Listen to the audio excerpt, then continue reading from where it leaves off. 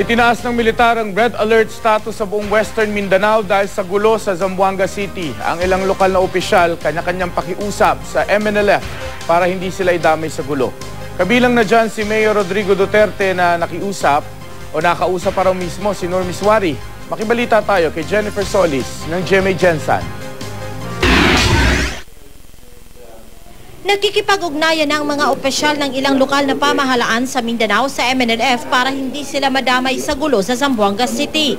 Sa Davao City, nakipagpulong si Mayor Rodrigo Duterte sa ilang kinatawan ng MNLF.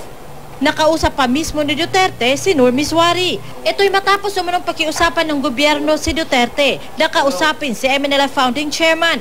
Nabanggit daw ni Duterte kay Biswari ang hiling ng gobyerno. Brother Nor, it is always good to talk than to fight. So I hope that everything can be arranged to everybody's satisfaction. Sinabi naman daw ni Ms. Wari kay Duterte na kung may agreement ang MILF at gobyerno, dapat kasama ang MNLF. Tiniyak din ito kay Duterte na hindi madadamay sa gulo ang Davao City. Nakikipag-usap na rin daw ang mga opisyal sa Sultan Kudarat sa MNLF na nakabase sa Soc-Surgeon Region. Naka-blue alert na rin ang Eastern Mindanao Command.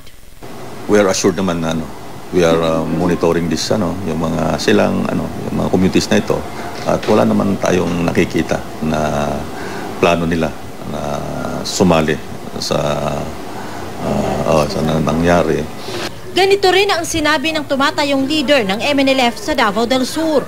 So far, sa pagkakaroon, wala may order ang Central Committee Chairman, si Normis Wari, Chairman Normis Wari, nga kami pumapil sa mga kagubot.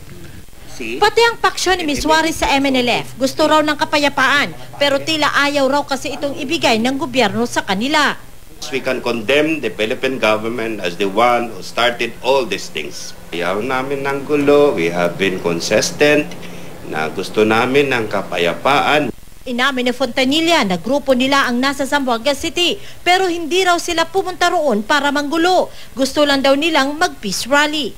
Pero sa bandang ulo, naniniwala po ako at nakita ko yung pattern na ito'y ginagawa ng Malacanang para i-divert yung problema sa pork barrel scandal patungo po dito. Jennifer Solis, Nagbabalita, Pilipinas.